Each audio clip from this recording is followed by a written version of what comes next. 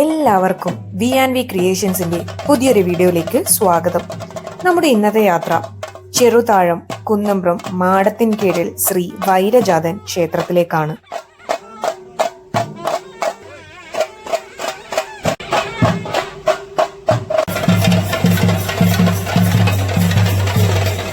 ശിവന്റെ ആജ്ഞ ധിക്കരിച്ചുകൊണ്ട് പിതാവായ ദക്ഷൻ നടത്തുന്ന യാഗത്തിൽ പങ്കെടുക്കാൻ പോയ സതീദേവി അപമാനിതയാവുകയും യാഗാഗ്നിയിൽ ചാടി ആത്മഹത്യ ചെയ്യുകയും ചെയ്തതിനെ തുടർന്ന് കുപിതനായ ശിവൻ തന്റെ ജട പറിച്ച് നിലത്തടിച്ചപ്പോൾ അതിൽ നിന്നുമുണ്ടായതാണ് വൈരജാതൻ എന്നാണ് വിശ്വാസം.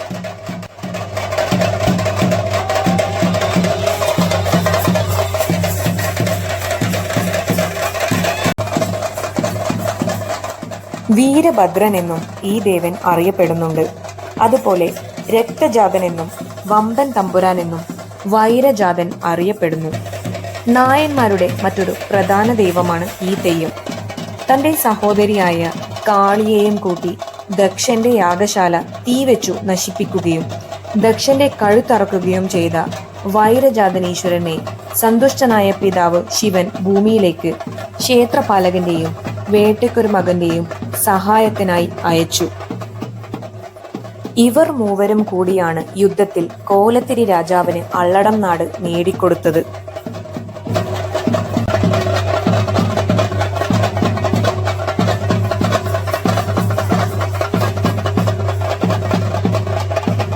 വൈരജാതൻ തെയ്യത്തിന്റെ ആരൂഢം മാടത്തിലാണ്.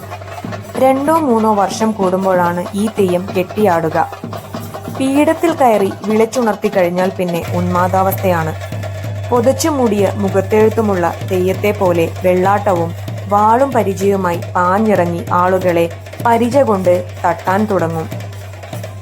അതുകൊണ്ട് വൈരജാതന്റെ വെള്ളാട്ടത്തെ ആളുകൾ തട്ടും വെള്ളാട്ടം എന്നും പറയാറുണ്ട്.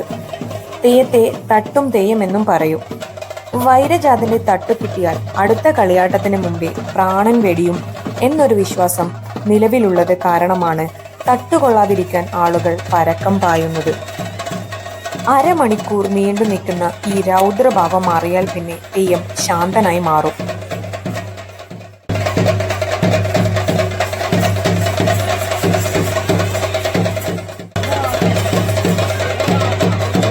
കാസർഗോഡ് ജില്ലയിലെ ചെറുവത്തൂർ കമ്പിക്കാത്തിടം മാടത്തിലാണ് ഈ ദൈവം ആദ്യം പ്രത്യക്ഷപ്പെട്ടത്.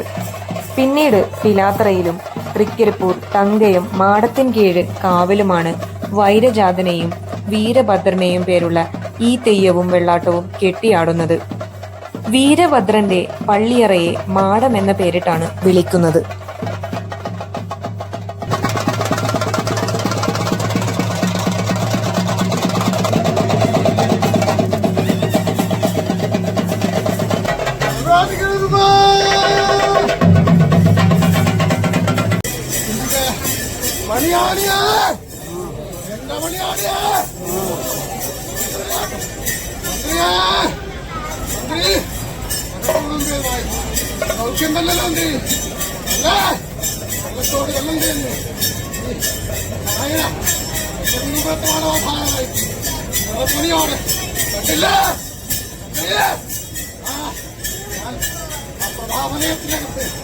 ഞാനും എന്റെ മന്ത്രിയും സത്യബന്ധമുണ്ടല്ലോ. അതുകൊണ്ട് 4,000 സത്യമാണ് ഇതുപോലെ കാർത്തികൾ എല്ലാം ഭംഗി പോലെ ഉണ്ടല്ലോ. സത്യം പറയും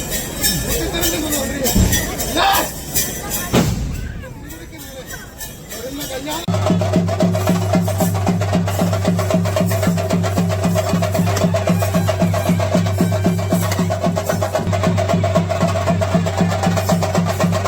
ഈ വീഡിയോ ഇവിടെ അവസാനിക്കുകയാണ്. വീഡിയോ ഇഷ്ടമായി എന്ന് കരുതുന്നു. നിങ്ങളുടെ സുഹൃത്തുക്കൾക്കും ഈ വീഡിയോ ഷെയർ ചെയ്ത് കൊടുക്കുമല്ലോ. മറ്റൊരു നല്ല വീഡിയോയുമായി ഉടൻ തന്നെ കാണാം.